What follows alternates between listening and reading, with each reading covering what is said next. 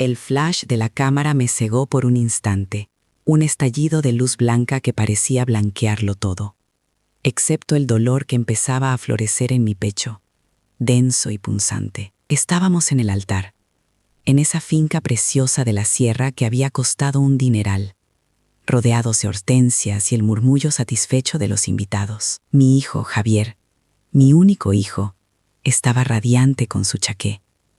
A su lado, Vanessa sonreía con todos sus dientes blanqueados, una visión de encaje y tul. Fue entonces cuando la organizadora de la boda, una chica muy moderna con una tableta en la mano, se acercó a mí con una sonrisa que no le llegaba a los ojos. Su voz, un susurro almibarado, me taladró los oídos. Doña Carmen, ¿puede esperar un momentito aquí al lado? Es solo para una foto especial de los novios con los padres de la novia. No fue una pregunta, fue una orden delicadamente envuelta en amabilidad.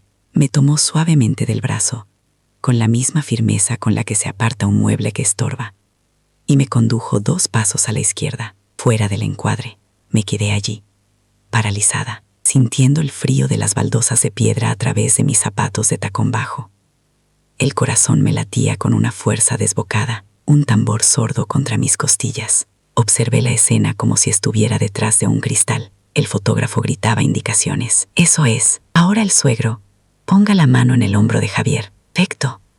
Los padres de Vanessa, henchidos de orgullo, se apretujaron contra su hija y mi Javier, mi Javier, evitó mi mirada. Vi cómo sus ojos se desviaban, cómo forzaba una sonrisa para la cámara, cómplice silencioso de mi humillación. Vanessa, en cambio, resplandecía. Su sonrisa era de un triunfo absoluto, la de alguien que acaba de conseguir exactamente lo que quería. Cada clic de la cámara era una pequeña punzada, un recordatorio de que en ese instante, en el momento más importante de la vida de mi hijo, yo sobraba.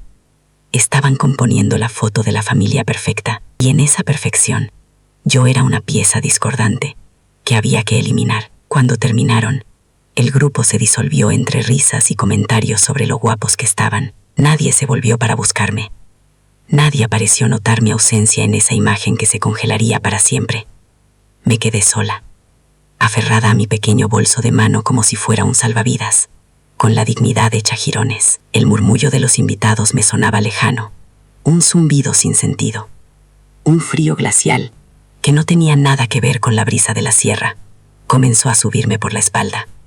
No fue un descuido, no fue una torpeza de la organizadora. Lo sentí en lo más profundo de mis huesos, con la certeza terrible que solo una madre puede tener. Aquello había sido deliberado.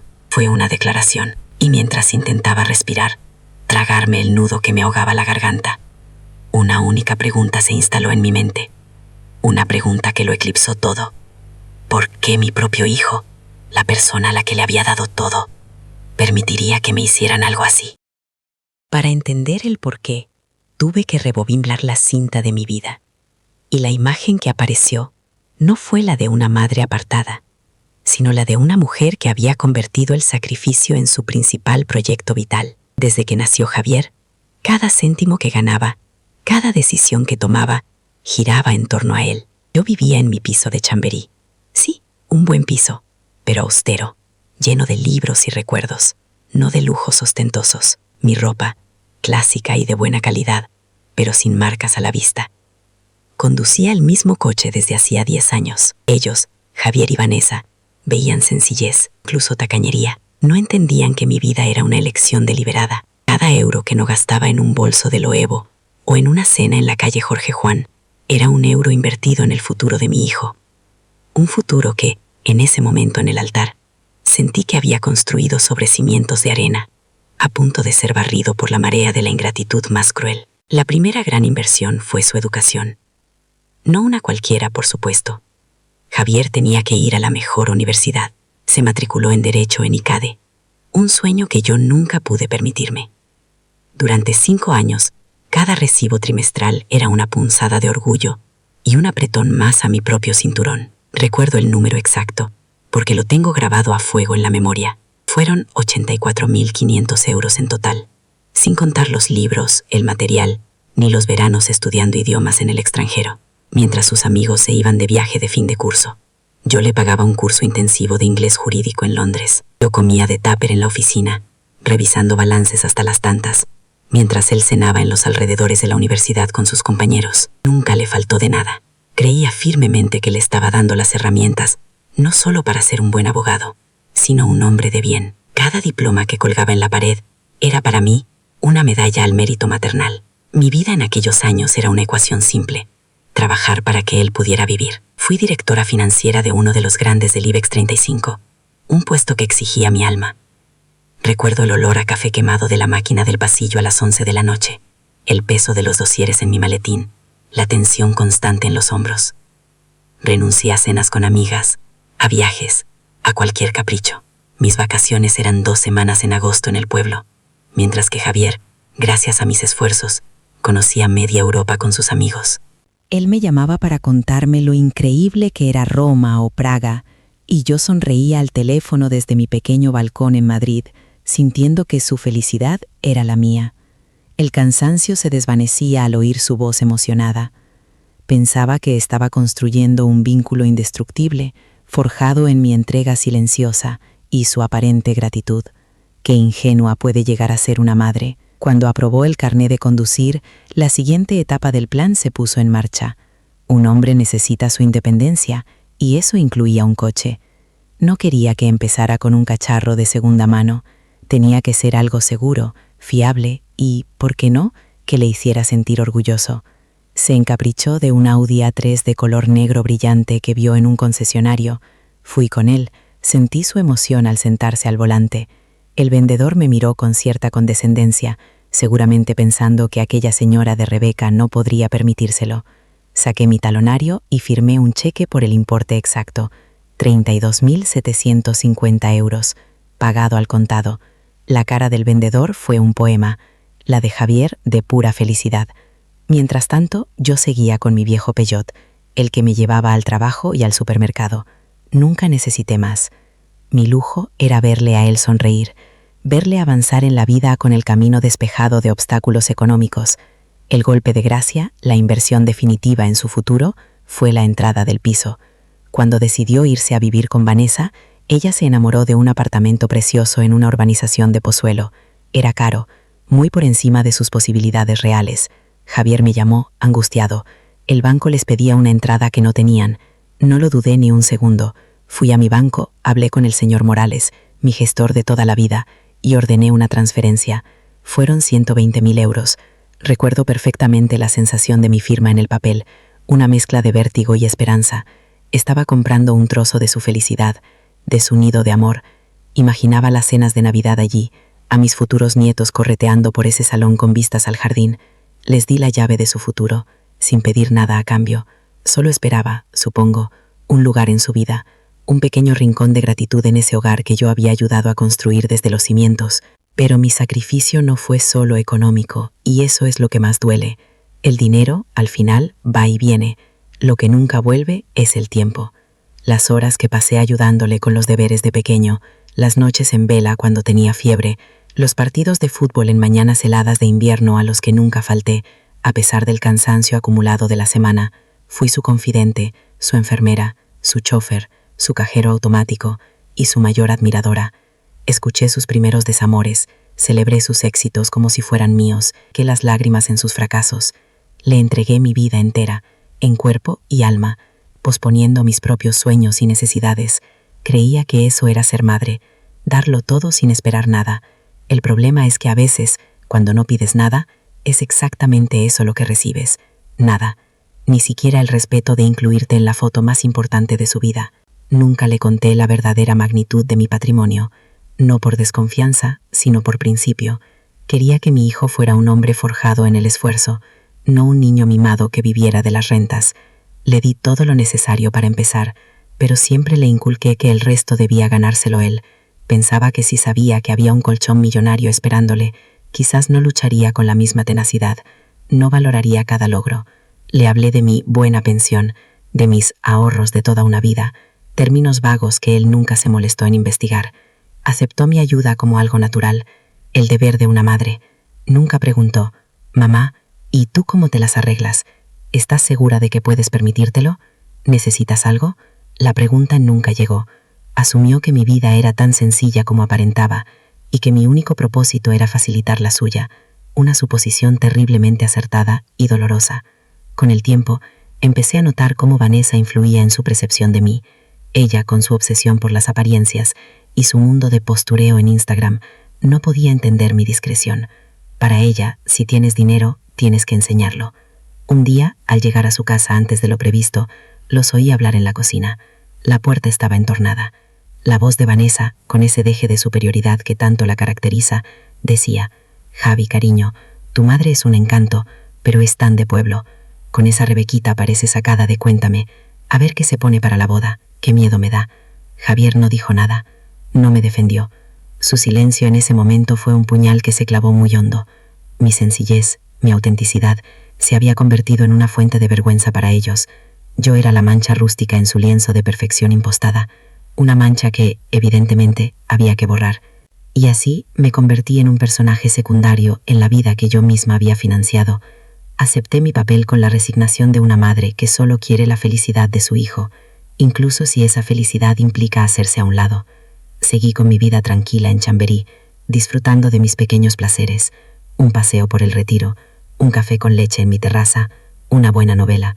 Mi patrimonio, gestionado con la maestría del señor Morales, seguía creciendo en silencio, una fortaleza invisible que me daba una profunda sensación de seguridad y libertad. Ellos veían a una jubilada con una vida modesta.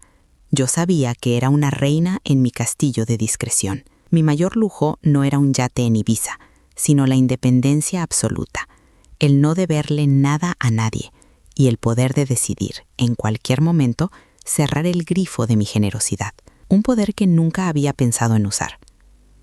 Volviendo a ese instante en el altar, con el flash de la cámara todavía reverberando en mis retinas, todas estas piezas encajaron con una claridad demoledora. Cada euro, cada hora, cada sacrificio, se proyectó en mi mente como una película a cámara rápida, culminando en esa imagen de mi exclusión. No me apartaron por llevar un vestido de mercadillo, como diría Vanessa. Me apartaron porque representaba todo lo que ellos despreciaban: el esfuerzo real, la ausencia de pretensiones, una vida vivida de dentro hacia afuera, y no al revés. La humillación no fue un simple descuido de la organizadora. Fue el acto final de una larga historia de ingratitud. Fue la firma en el documento que certificaba que la deuda moral que tenían conmigo no solo no pensaban pagarla, sino que ni siquiera la reconocían. Y en ese frío glacial de la sierra, algo dentro de mí, algo que llevaba mucho tiempo dormido, empezó a despertar. Habían pasado 2 días desde la boda, 2 días en los que el eco de los aplausos forzados y el murmullo de los invitados se había desvanecido, dejando un silencio denso y pesado en mi piso de Chamberí. Estaba doblando con un cuidado casi ceremonial el chal de seda que había llevado, la única pieza de lujo que me permití para la ocasión. Cada pliegue era un intento de ordenar también el caos que sentía por dentro, de avisar la arruga que se me había instalado en el alma. La casa, normalmente mi refugio, se sentía extraña, como si las paredes hubieran sido testigos de mi humillación y ahora me devolvieran el reflejo de una mujer ingenua. Fue entonces, en medio de esa quietud sepulcral, cuando mi teléfono móvil vibró sobre la mesa de caoba del salón. El sonido, breve y agudo, rasgó el silencio como un grito, haciéndome dar un respingo. Por un instante pensé en no mirar. A veces la ignorancia es una forma de autoprotección, un bálsamo para heridas que aún no han cicatrizado. Con un suspiro, me acerqué y cogí el teléfono. La pantalla iluminaba una notificación del grupo de WhatsApp que Vanessa había creado y nombrado con grandilocuencia: Familia Martínez Reyes. Sentí un nudo en el estómago.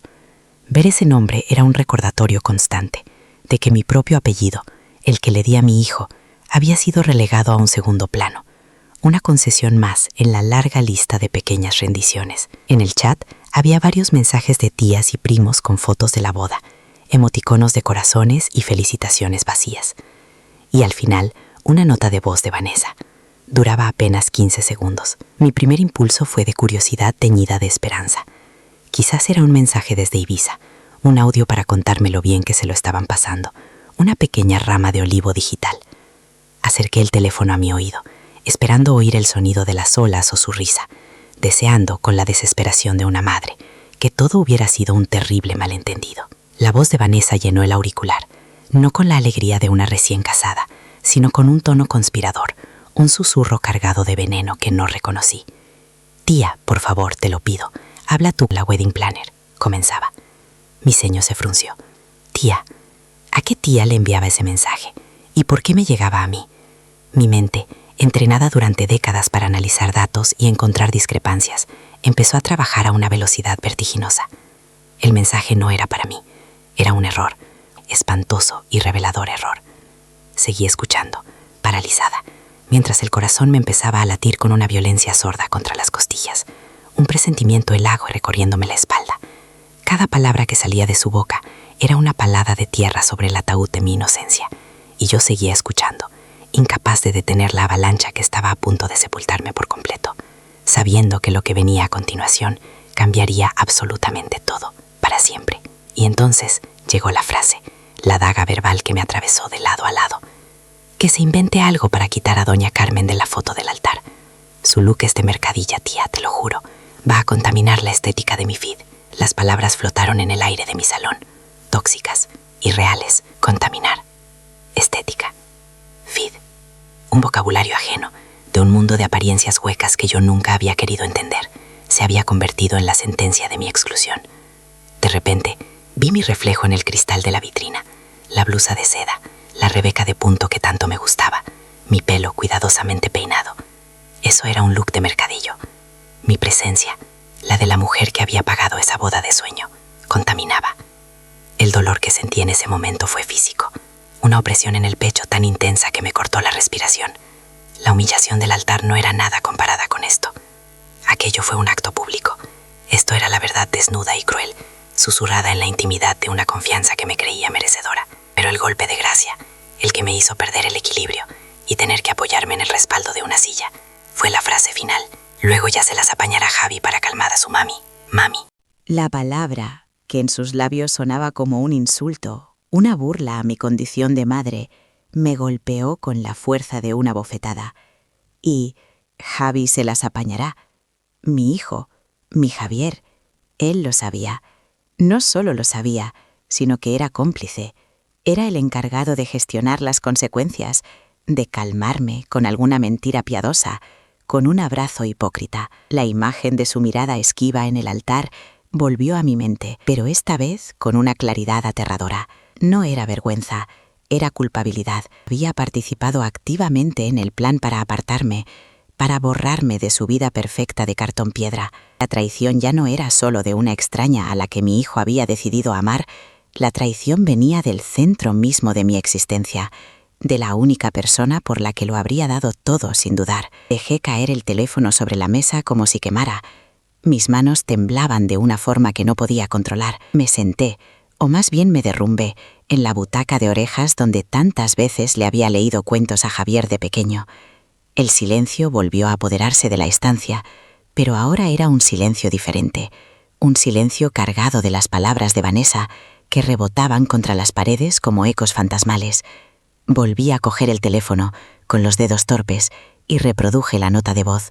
Una vez, 2 veces, 5. Necesitaba que mi cerebro procesara la brutalidad de lo que estaba oyendo, que aceptara que no era una pesadilla. La voz de Vanessa, con su defe de superioridad y su crueldad casual, se grabó a fuego en mi memoria. Cada repetición no aumentaba el dolor, sino que lo transformaba, lo enfriaba, solidificando la pena en un bloque de hielo afilado y cortante en el centro de mi pecho. Las lágrimas que habían pugnado por salir en la finca, las que había contenido con tanta dignidad, se secaron por completo. En su lugar, una calma gélida, una lucidez aterradora, se apoderó de mí. La venda no se me había caído de los ojos, me la habían arrancado a jirones, dejándome ver la realidad con una crudeza insoportable. Durante años, había interpretado su egoísmo como la despreocupación de la juventud, su ingratitud como una simple falta de perspectiva. Me había contado a mí misma una historia de amor maternal incondicional, cuando en realidad había estado financiando el teatro de 2 parásitos sentimentales y económicos. El por qué que me había atormentado durante 2 días tenía una respuesta, y era tan banal y miserable como una foto para una red social. Mi valor para para ellos se medía en la calidad estética de mi atuendo, mi amor, mi sacrificio, mi vida entera reducida a un filtro de Instagram.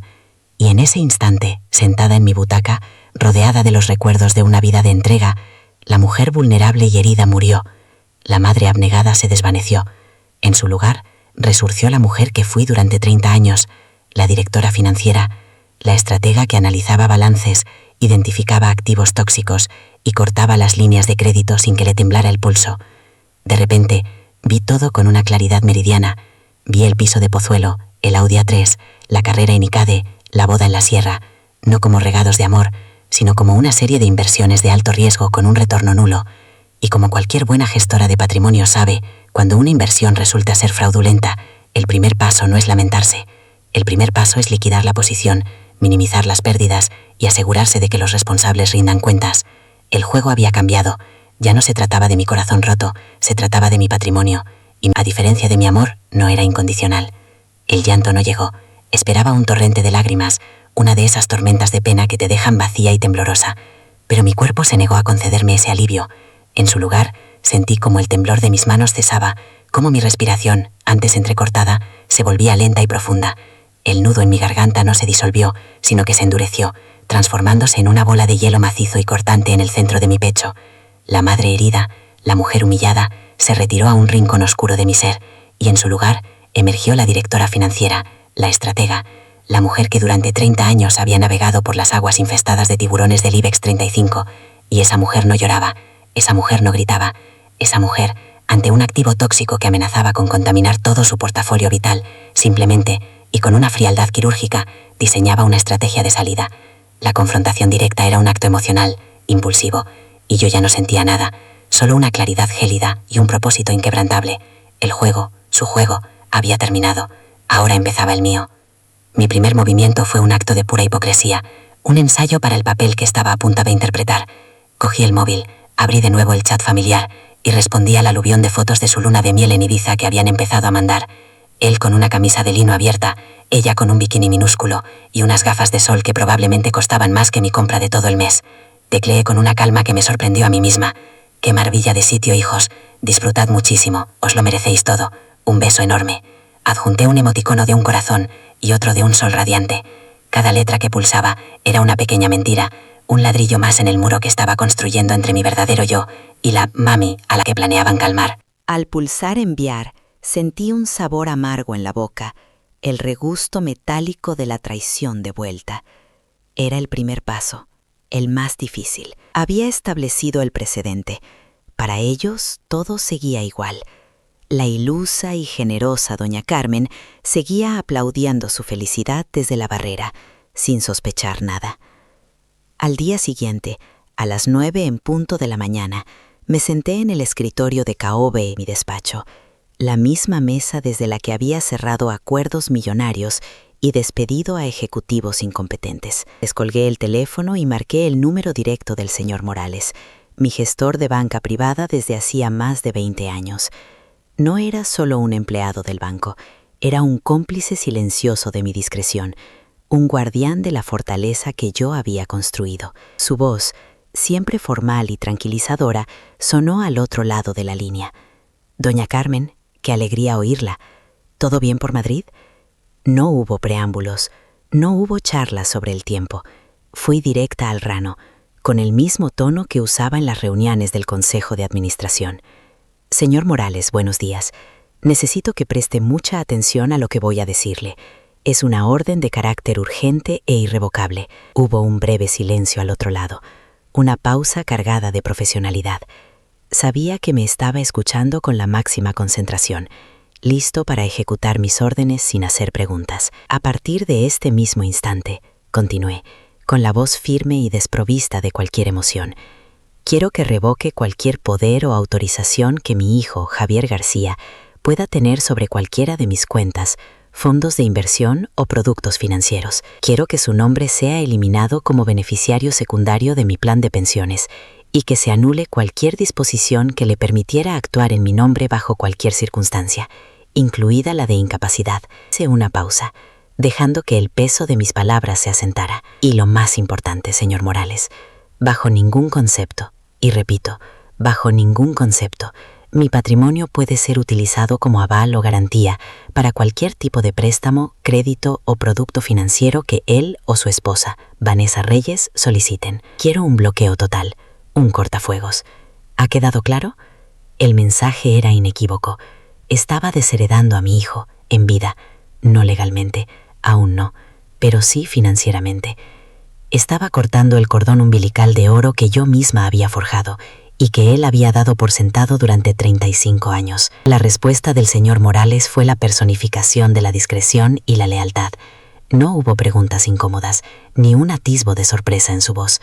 Solo una confirmación profesional que era música para mis oídos. Perfectamente claro, doña Carmen. Procedo ahora mismo a ejecutar sus instrucciones. La fortaleza quedará sellada en menos de 1 hora. Recibirá una notificación oficial por correo certificado para su total tranquilidad. Y entonces, justo antes de colgar, añadió con un tono ligeramente más personal: lamento que haya tenido que tomar estas medidas, doña Carmen. Sepa que cuenta con mi total y absoluta lealtad. Esa última frase fue un bálsamo inesperado. En mi isla de soledad estratégica no estaba completamente sola. Tenía un aliado, un guardián en la puerta de mi tesoro. Colgué el teléfono y por primera vez en días sentí una punzada de algo parecido a la paz. La primera línea de defensa estaba establecida, la red de seguridad, su red. Con la parte financiera asegurada, me dediqué a la segunda fase de mi estrategia, la vigilancia pasiva. Abrí mi cuenta de Instagram, esa red social que siempre me había parecido un escaparate de vanidades absurdas. Busqué el perfil de Vanessa. Era público, por supuesto. Su vida entera era una actuación para una audiencia anónima. Y allí estaba su luna de miel, documentada al minuto. Fotos en un beach club de lujo en la playa de las Salinas, con botellas de champán francés, que yo sabía que costaban 300 euros cada una. Vídeos cortos, los que llaman stories, de ellos dos en la cubierta de un yate, brindando con el atardecer de fondo. Vanessa posaba con un bolso de Loewe, que yo estaba casi segura de que era una imitación comprada en internet, pero que en la foto daba el pego. El pie de foto rezaba: viviendo el sueño que merecemos, honeymoon, Ibiza life, couple goals. La bilis me subió por la garganta. No era un sueño, era una pesadilla financiada a crédito, una mentira construida sobre la base de mi sacrificio y su desprecio. Mi mente de directora financiera no veía una luna de miel idílica, veía un extracto bancario sangrando en tiempo real. Hice un cálculo rápido y conservador. El hotel boutique con piscina privada en la habitación, mínimo 700 euros la noche. El alquiler del barco por mediodía, 2.000 euros, sin contar el combustible y el patrón. Las cenas en los restaurantes de moda de la calle Jorge Juan que ella tanto mencionaba antes de la boda, 500 euros por velada, siendo generosa. Y luego estaban las compras, los cócteles, las entradas a las discotecas.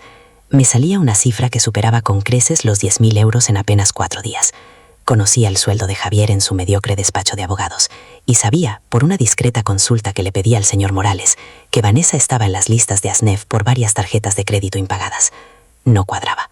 Estaban viviendo muy por encima de sus posibilidades, quemando un dinero que no tenían, probablemente con una nueva tarjeta de crédito que Javier habría solicitado para la ocasión. Estaban cavando su propia fosa financiera, y yo me limité a observar, en silencio.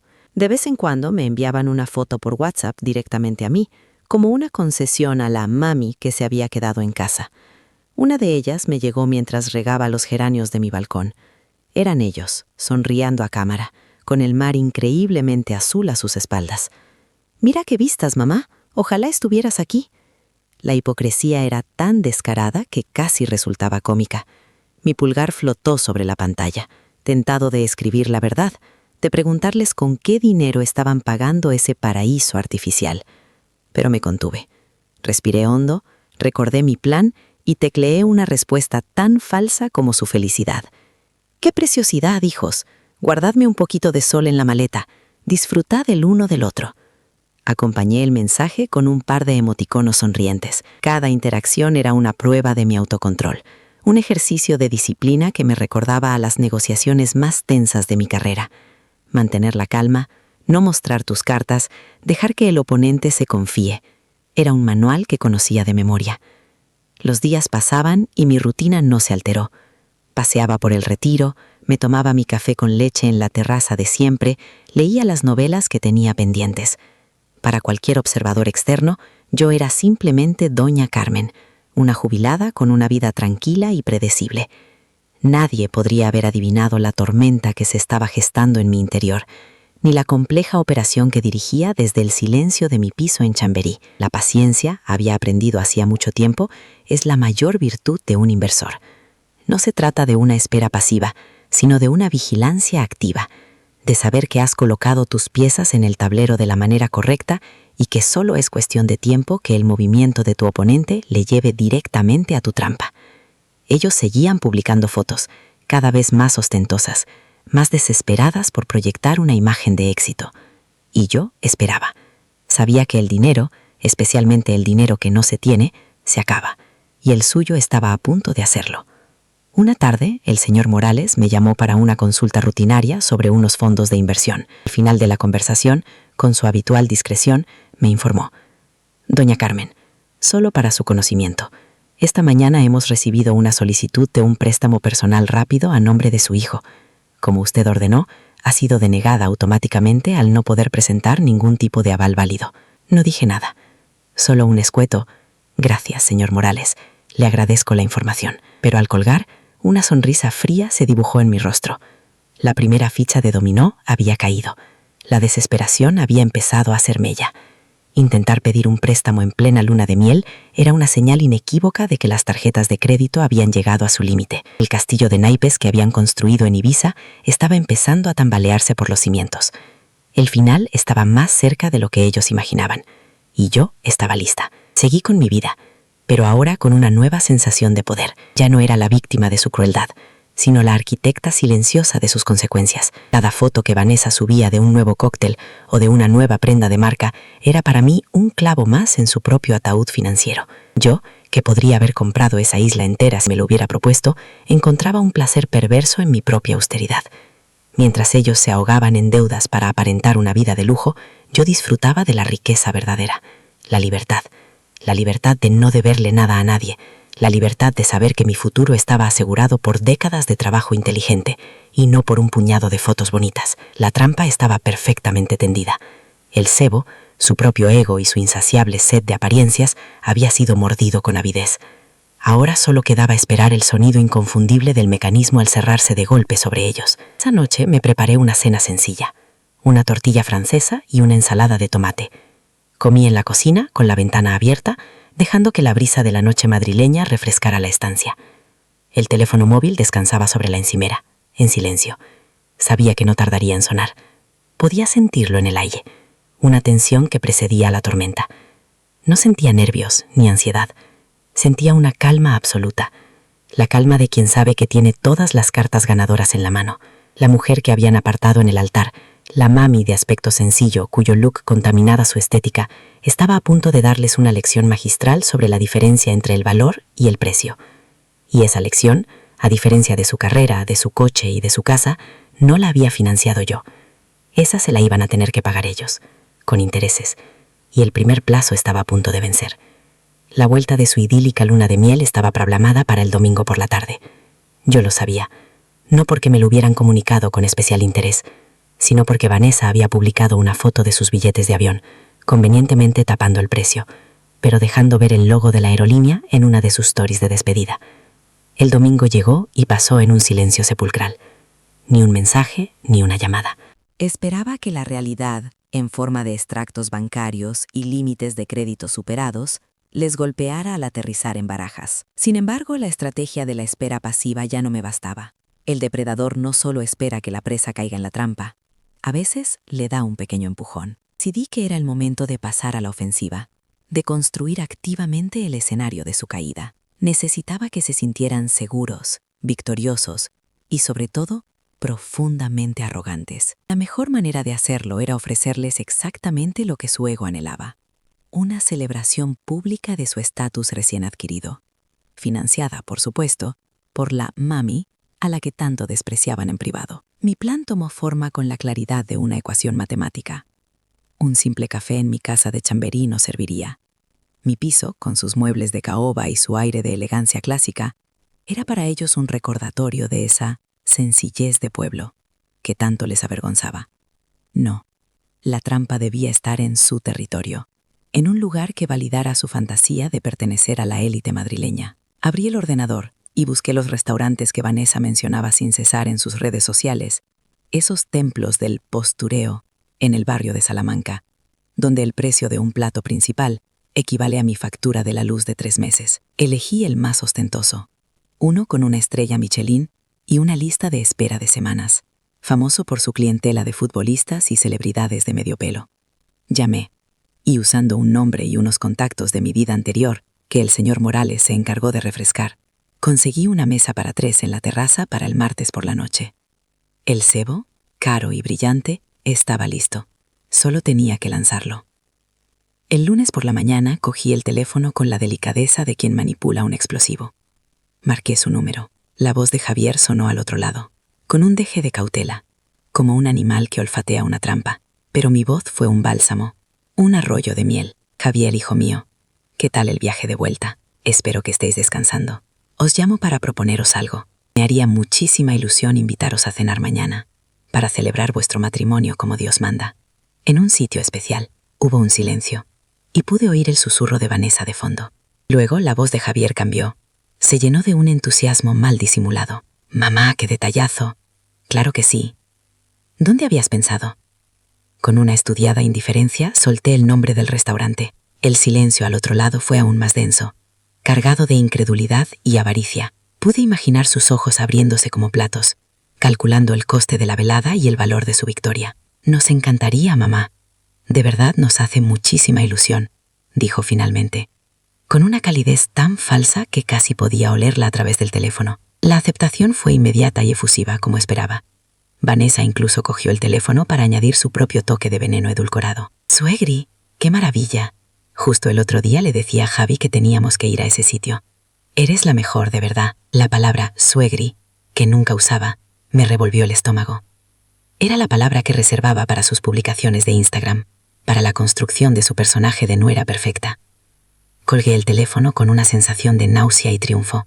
La primera parte del plan había funcionado a la perfección. Habían mordido el anzuelo con una avidez casi cómica. En sus mentes, esta cena no era una invitación, era una capitulación.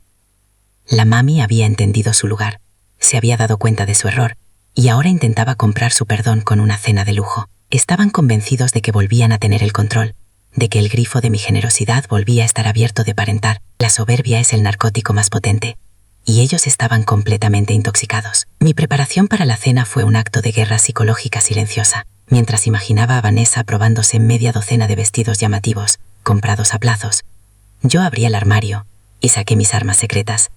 No un vestido nuevo, sino un traje de chaqueta de lino de un corte impecable, que había comprado en una pequeña boutique de la calle Serrano hacía 15 años. Lo combiné con una blusa de seda natural y mis perlas, las de verdad, no las imitaciones que ella solía lucir. Completé el conjunto con mi viejo bolso de Loewe, el modelo amazona clásico, de piel suave y sin un logo ostentoso a la vista. Mi aspecto no gritaría dinero, susurraría fortuna. Era la encarnación de todo lo que ellos no podían comprar: clase, historia y una elegancia que no necesita validación externa. Me miré al espejo y no vi a la mujer apartada en el altar. Vi a la directora financiera del IBEX 35, lista para una reunión del consejo de la que solo podía salir un ganador. Llegué al restaurante 15 minutos antes, como siempre. El maitre me recibió por mi nombre y me acompañó a la mejor mesa de la terraza, una esquina discreta con vistas al bullicio elegante de la calle Jorge Juan. Pedí una copa de albariño y esperé, observando el desfile de gente guapa y adinerada. Me sentía cómoda, en mi elemento. Este mundo de lujo silencioso era el que yo había habitado durante décadas, aunque siempre desde la sombra, desde la sala de juntas. Ellos, en cambio, eran meros turistas en este ecosistema, desesperados por conseguir un visado de pertenencia. El aire de la noche era suave, olía a perfume caro y a los jazmines que trepaban por la pared. Saboreé mi vino sintiendo el cristal frío en mis dedos. Era la calma que precede a la tormenta, la quietud del cazador que sabe que su presa se acerca, ajena por completo al destino que le aguarda. La paciencia, mi gran aliada, me envolvía como un manto de seda. Su llegada fue exactamente como la había imaginado, un pequeño espectáculo. Llegaron 10 minutos tarde, asegurándose de hacer una entrada. Vanessa llevaba un vestido rojo chillón, demasiado corto y demasiado ajustado, que parecía gritar en medio de la elegancia sobria del lugar. Javier, a su lado, parecía incómodo, con una americana que no le sentaba del todo bien, como un niño disfrazado con la ropa de su padre. Se acercaron a la mesa con sonrisas amplias y forzadas, saludando con la cabeza a desconocidos como si fueran viejos amigos. «Mamá, perdona el retraso. Había un tráfico horrible», mintió Javier. «Qué sitio tan ideal, Carmen. Tienes un gusto exquisito», añadió Vanessa, dándome 2 besos al aire para no rozar mi piel con la suya. Se sentaron, y durante un instante me miraron como si yo fuera una pieza más del decorado que habían venido a conquistar, la anfitriona provinciana que les había abierto las puertas del paraíso. La condescendencia en sus miradas era tan palpable que casi podía tocarla. La conversación durante la cena fue un monólogo a 2 voces sobre el tema que más les apasionaba, ellos mismos. Me bombardearon con anécdotas exageradas de su viaje a Ibiza, mencionando nombres de discotecas y restaurantes que yo sabía, por mi discreta investigación, que estaban fuera del alcance de cualquier bolsillo sensato. Vanessa sacó el móvil en varias ocasiones para enseñarme fotos, no de paisajes, sino de ella misma posando con diferentes atuendos, como si la isla entera hubiera sido el plató de su sesión fotográfica personal. Hablaron de sus planes de futuro, de redecorar el piso de Pozuelo. «Necesitamos algo más minimalista, más acorde con nuestro nuevo estatus», sentenció Vanessa, y de cómo el bufete de Javier no valoraba su enorme potencial. Yo asentía, sonreía y hacía preguntas calculadas para alimentar su ego. «¡Qué maravilla, hijos! Se os ve tan felices y exitosos». Cada palabra era un ladrillo más en la pared contra la que estaban a punto de estrellarse. El clímax de su arrogancia llegó con los postres. Después de pedir el soufflé de chocolate más caro de la carta, Javier se reclinó en su silla, adoptando un aire de hombre de mundo, y me miró con una mezcla de pena y superioridad. «Mamá, hemos estado hablando Vanessa y yo», comenzó, con un tono paternalista que me heló la sangre. «Creemos que con tu pensión deberías tener más cuidado con estos gastos. Esta cena es un detalle precioso, pero no puedes permitírtelo a menudo. Quizás deberías dejar que yo te eche una mano con tus finanzas, que te organice un poco los ahorros, para que vivas más tranquila, ya sabes». La desfachatez de sus palabras me dejó sin aliento por un segundo. Él, que vivía en una casa pagada por mí, que conducía un coche pagado por mí, que había estudiado una carrera pagada por mí, se ofrecía a gestionar mi calderilla para que yo no malgastara. Era la cumbre de su ceguera, la prueba definitiva de su absoluto y total desprecio. En lugar de la ira que esperaba sentir, una calma glacial se apoderó de mí. Levanté la mirada de mi taza de café y le sostuve la mirada a mi hijo. No había dolor en mis ojos, ni rabia, solo una profunda y fría lástima. Y entonces sonreí. No fue una sonrisa amable ni maternal, fue una sonrisa pequeña, enigmática, la sonrisa de la jugadora de póker que acaba de ver la última carta del River y sabe que tiene una escalera real de color contra la pareja de 12 de su oponente. Dejé que su comentario condescendiente flotara en el aire entre nosotros, suspendido en el murmullo del restaurante. No dije nada. Mi silencio fue más elocuente que cualquier reprimenda. En ese instante, supe que la trampa ya no era necesaria. Ellos mismos se habían encerrado en ella. El escenario estaba perfectamente montado. Los actores habían recitado su papel a la perfección. Ahora solo quedaba esperar la llamada desesperada desde Ibiza, que yo sabía, con una que no tardaría en llegar. El telón estaba a punto de caer. La humillación, como un veneno de acción lenta, debió de hacer efecto durante el vuelo de vuelta, no en uno directo y cómodo, por supuesto, sino en una odisea de bajo coste con 3 escalas interminables que les obligó a dormir en los asientos de plástico duro de un aeropuerto secundario en Alemania. Me los imaginé llegando al piso de Pozuelo, no como los reyes de Instagram que habían sido durante 2 semanas, sino como 2 náufragos arrastrados a una orilla hostil. El olor aserrado del apartamento, las cartas del banco acumulándose en el felpudo, la nevera vacía. Debió de ser un aterrizaje forzoso en la cruda realidad que ellos mismos habían construido con mi dinero y su desprecio. El silencio de mi teléfono durante los 3 días siguientes fue elocuente. No había ira ni súplicas, solo el silencio de 2 animales acorralados, lamiéndose las heridas y planeando, sin duda, su próximo ataque. No vendrían a pedir perdón, vendrían a exigir, a culpar, a intentar recuperar el control que habían perdido para siempre. Y como era previsible, aparecieron, un martes por la tarde, sin avisar. El sonido del timbre de mi puerta fue abrupto, insistente. Abrí y me los encontré en el rellano, con el aspecto de dos actores a los que les hubieran quitado el maquillaje y el vestuario en mitad de la función. Vanessa llevaba unas gafas de sol enormes, como si quisiera esconderse, pero su rictus de amargura era visible. Javier tenía la cara pálida y los hombros caídos, la viva imagen de la derrota. Pero en sus ojos no había arrepentimiento, sino una rabia mal contenida. Entraron sin que yo les invitara, invadiendo mi salón con su energía tóxica. Se quedaron de pie en el centro de la alfombra persa, como dos fiscales a punto de empezar un interrogatorio. El aire se espesó, cargado de reproches no verbalizados. Yo me mantuve en el umbral, con la mano todavía en el pomo de la puerta, observándolos con la distancia de un entomólogo que estudia a dos insectos particularmente desagradables.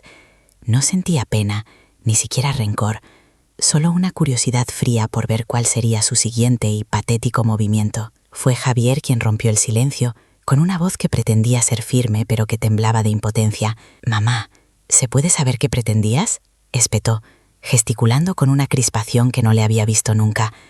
«Nos has humillado, nos has dejado tirados como a dos perros. Tuvimos que pedirle dinero a los padres de Vanessa para volver. A los padres de Vanessa. ¿Sabes la vergüenza que es eso?». Su indignación era tan genuina que resultaba casi cómica. Se sentía la víctima, el agraviado. En su mente distorsionada, mi negativa a seguir financiando su farsa era el verdadero crimen, no su traición. Continuó con su letanía de quejas, hablando de su reputación, del bochorno, de cómo sus amigos se reirían de ellos. Ni una sola palabra de disculpa, ni un atisbo de haber entendido la magnitud de su ofensa. Para él, yo era simplemente una pieza de su engranaje que había dejado de funcionar, un cajero automático que se había declarado fuera de servicio en el peor momento posible, y su única preocupación era cómo volver a ponerlo en marcha. Vanessa, viendo que el victimismo de Javier no surtía efecto en mi rostro impasible, decidió tomar el relevo con su propio veneno. Se quitó las gafas de sol con un gesto teatral y me clavó una mirada cargada de desprecio. «Lo que has hecho es de ser una persona cruel y miserable», siseó, cada palabra afilada como un cristal roto. «Toda la vida amargada en este piso anticuado, con tus Rebecas de vieja, y no soportas ver a tu hijo feliz con una mujer que sí sabe vivir la vida. Es envidia, Carmen, pura y asquerosa envidia. Has preferido gastarte el dinero en un viaje patético a la Toscana antes que ayudar a tu propia sangre». Se acercó un paso más, su perfume barato invadiendo mi espacio. «Pero no te preocupes, que no necesitamos tu limosna. Javier es un abogado brillante y yo tengo mis proyectos. Saldremos de esta y no volverás a saber nada de nosotros. Te quedarás sola, como te mereces». Su amenaza sonaba hueca, desesperada, el último graznido de un pavo real al que le han arrancado las plumas. Dejé que el eco de sus acusaciones se desvaneciera en el silencio de mi salón. No parpadeé, no cambié mi expresión. Dejé que su veneno se estrellara contra el muro de mi calma. Luego, muy lentamente, caminé aquí al pequeño aparador de nogal donde guardo mis cosas. Ellos me siguieron con la mirada, expectantes, quizás esperando que abriera un cajón y sacara un talonario, que su demostración de fuerza hubiera funcionado. Pero en lugar de eso, cogí mi teléfono móvil, lo desbloqueé con el pulgar y busqué en la galería de audios. Encontré el archivo que buscaba y pulsé el botón de reproducir. El altavoz del teléfono, con una claridad metálica, proyectó en la quietud de la tarde la voz de Vanessa. «Tía, por favor, te lo pido, habla tú con la wedding planner, que se invente algo para quitar a doña Carmen de la foto del altar. Su look es de mercadillo, tía, te lo juro, va a contaminar la etépica de mi feed». La reacción fue instantánea y devastadora. El color desapareció del rostro de Vanessa, dejando una máscara de cera pálida. Abrió la boca para decir algo, pero solo emitió un sonido ahogado, un balbuceo incoherente. Javier se quedó petrificado, con los ojos fijos en el teléfono como si fuera una serpiente a punto de morderle. Por primera vez desde que habían llegado, la arrogancia se desvaneció de sus caras, reemplazada por el pánico puro y desnudo de quien ha sido descubierto.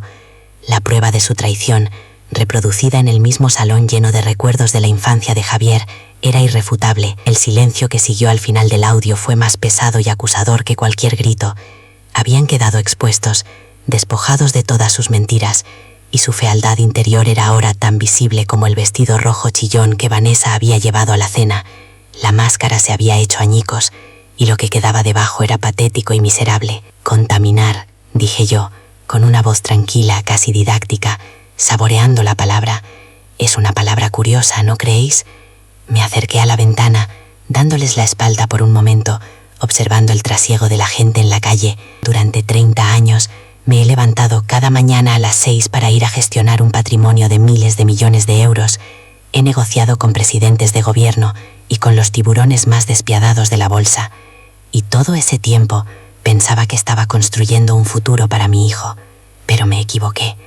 Me giré para encararlos de nuevo. Mi voz ya no era tranquila, sino que tenía el filo del acero. No estaba construyendo un futuro. Estaba financiando un decorado de cartón piedra para 2 actores mediocres.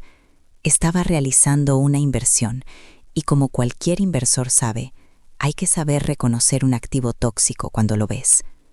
¿Un look de mercadillo? Continué, mirándola directamente a los ojos. Este traje de chaqueta que llevo, Vanessa, costó en su día más de lo que tú has ganado legalmente en toda tu vida. Este piso, que te parece de Cuéntame, está en una de las zonas más cotizadas de Madrid y está pagado desde hace 20 años. Mi buena pensión, como la llamáis, son unos ingresos pasivos de más de 9.000 euros al mes, fruto de un plan de pensiones y una cartera de acciones que el señor Morales y yo hemos construido con inteligencia y discreción. Hice una pausa, dejando que cada cifra cayera sobre ellos como una losa. Mi patrimonio neto, para vuestra información, supera los 2 millones de euros. No vivo con sencillez porque no pueda permitirme otra cosa. Vivo con sencillez porque, a diferencia de vosotros, yo no necesito demostrarle nada a nadie. Mi valor no depende de una foto en Instagram. Javier intentó balbucear algo, una mezcla de mamá y no sabíamos. Lo corté en seco con un gesto de la mano. No, no lo sabíais, porque nunca os molestasteis en preguntar. Nunca os interesó saber quién era yo más allá de mi función como vuestro proveedor. Aceptasteis el dinero, el coche, la entrada del piso, la boda, como si fuera vuestro derecho de nacimiento. Caminé hacia mi escritorio y cogí una carpeta. La abrí sobre la mesa de centro. Dentro había copias de todas las transferencias, de los contratos, de los pagos, un registro meticuloso de cada céntimo que había invertido en ellos. Todo esto suma exactamente 347.250 euros. Esa es la cifra de mi error, el coste de mi ceguera. Pero toda mala inversión tiene una lección, y yo he aprendido la mía. Y la vuestra empieza ahora, sentencié, cogiendo de nuevo el teléfono. Esta vez no busqué un audio. Marqué un número de memoria. Lo puse en modo altavoz para que no se perdiera ni un detalle de la conversación. Buenas tardes, ¿hablo con Audi Finance? Dije con una claridad prístina. Sí, señora, dígame, respondió una voz profesional al otro lado. Llamo en referencia al contrato de renting del Audi A3 con matrícula 2478LMN, a nombre de Javier García. Mi nombre es Carmen García y figuro como avalista principal de la operación. Pude ver el terror absoluto en los ojos de Javier. Empezó a negar con la cabeza, a suplicar en silencio.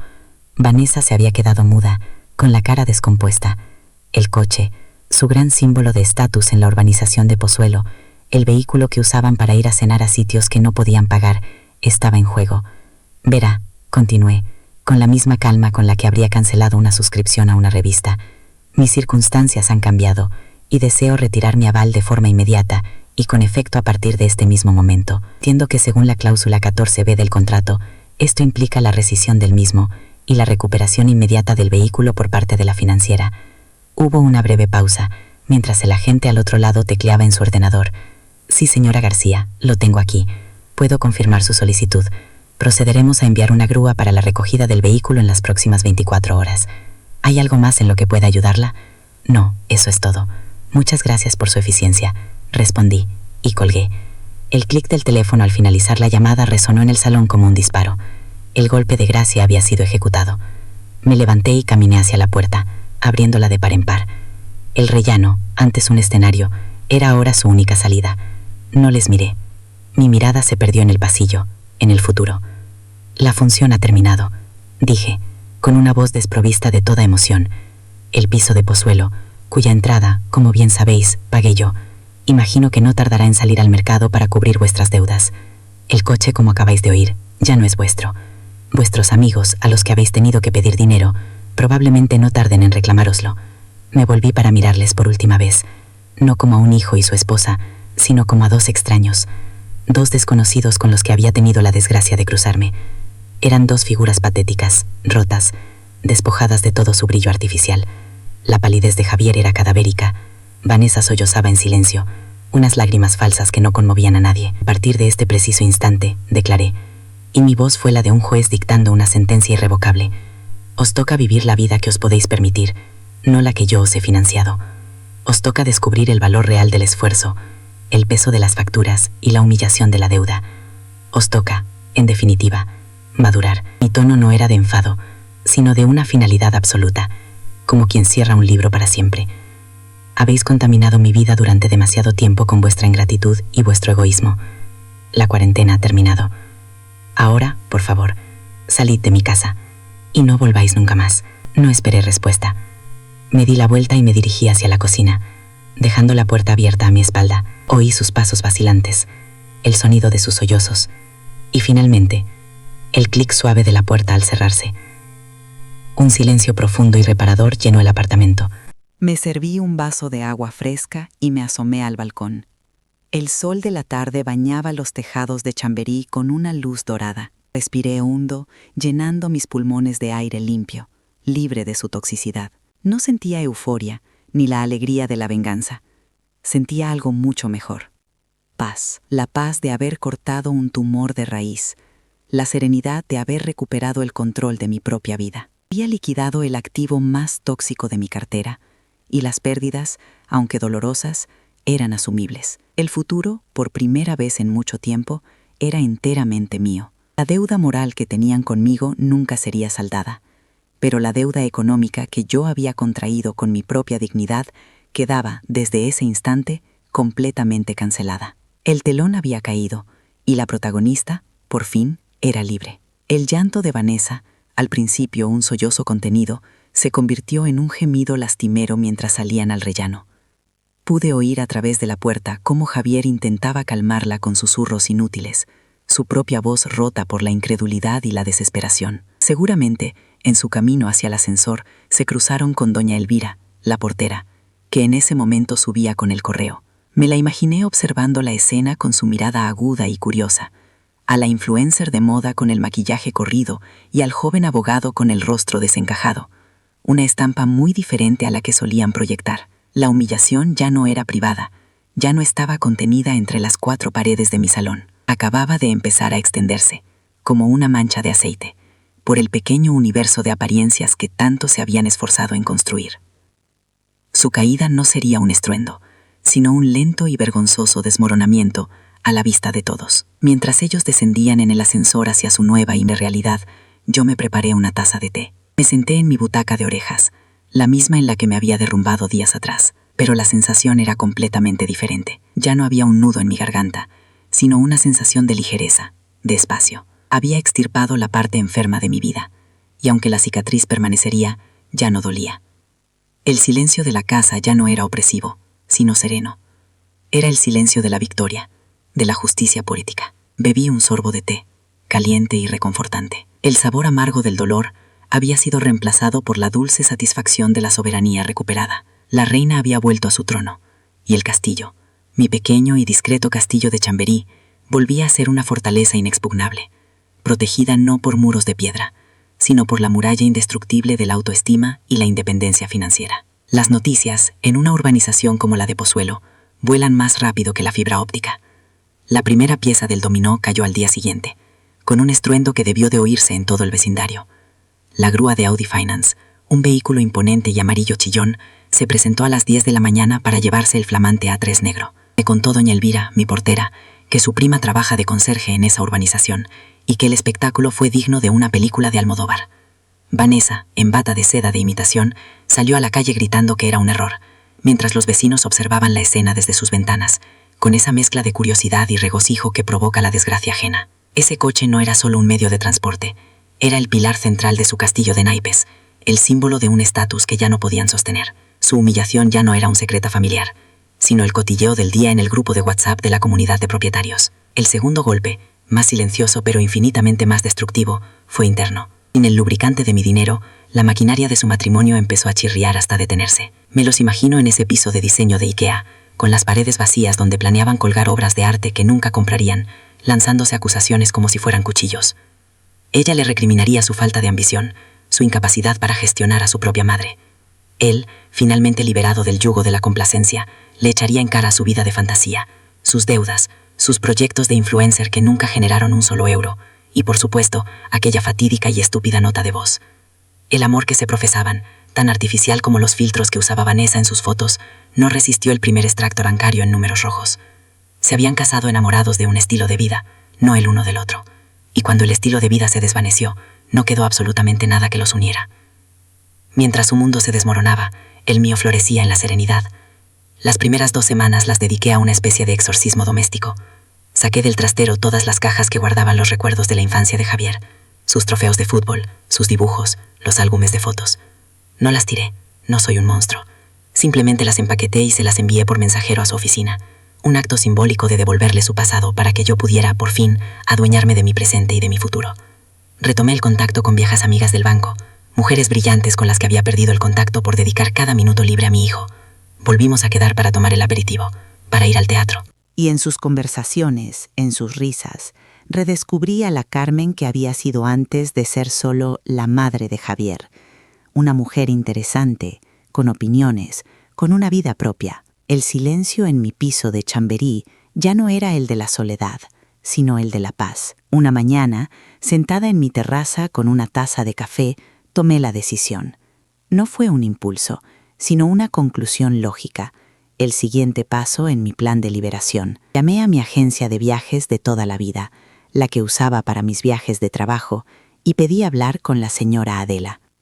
Adela, buenos días, soy Carmen García. Le dije, quiero reservar un viaje, 2 semanas en la Toscana, sola. Vuelos en primera clase, por favor.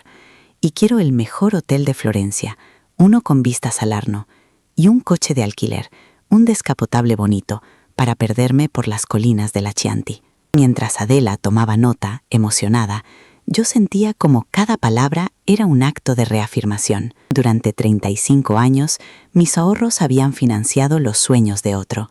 Había llegado el momento de que financiaran los míos. El dinero, que tanto les obsesionaba a ellos como herramienta de aparentar, para mí se convertía en lo que siempre debió ser, una llave para la libertad. 2 semanas después de mi última y definitiva conversación con ellos, llegó el día.